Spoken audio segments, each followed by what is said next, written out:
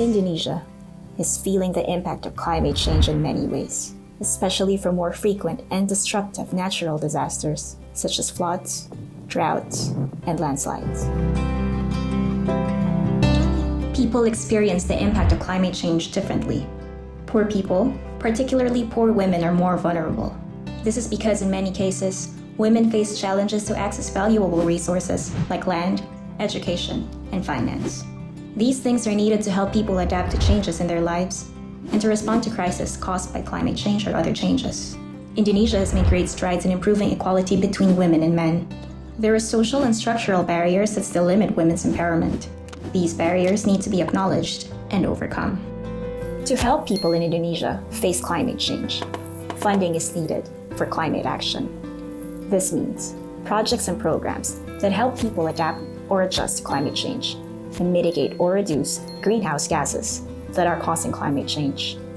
Indonesia has several public financial mechanisms that can be used to fund climate actions. These mechanisms have existed for a while, and climate change may not be their main objective.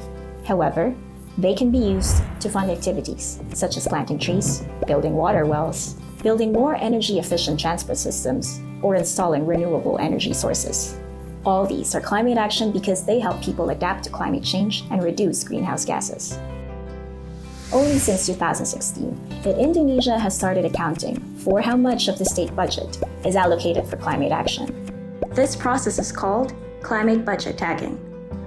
According to data from the Ministry of Finance, Indonesia spent $8.7 billion or 5.4% of the country's total budget on climate action in 2018. Now that we realize Indonesia has spent billions in climate action, it is important that it can help women and men, the rich and the poor, equally. We found, however, that the way these funds are being allocated often do not take into account that men and women, the rich and the poor, have different needs.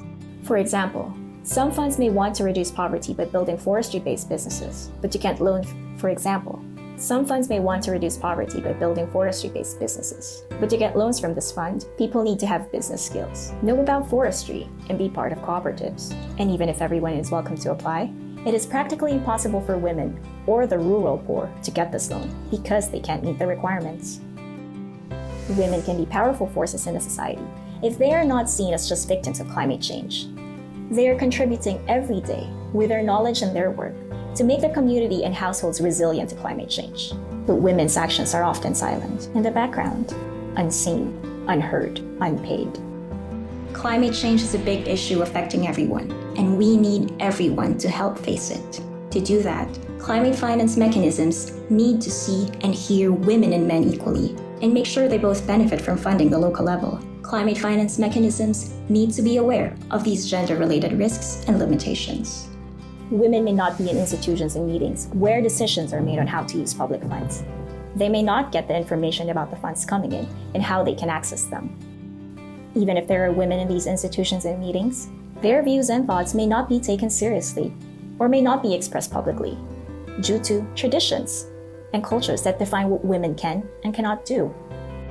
Some financing mechanisms put conditions or requirements that may be much harder for women to fulfill. For example, land ownership or business skills. The belief that some decisions are much too technical for issues such as gender to be relevant. In fact, every technical decision has impact on people. For example, in projects on land rehabilitation, we often only think about which tree species grows the best, the fastest. But then, we should also think what trees bring the most benefits to women and men, and who owns the land, who makes decisions, who will end up working most in keeping these trees standing. Would planting these trees end up burdening people without giving them benefits? The trainings provided by local technical staff and extension services to communities about climate actions may be attended mostly by men. Trainers may use words that are incomprehensible to people, especially women, who are not used to getting such training. This means, even if there is a lot of women and men being trained, women may be less likely to understand the training. Certainly not because women are less intelligent. It is because the training is not designed to make sure everyone understands.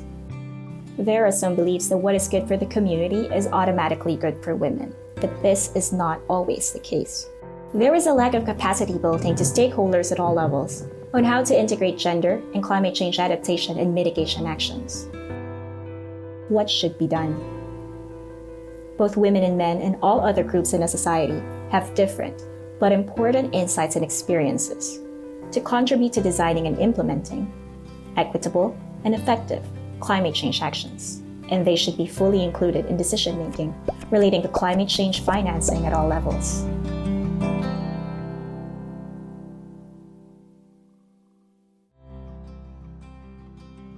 CIFOR and UNDP work together to provide practical solutions and also indicators on how to implement effective, gender-responsive climate finance.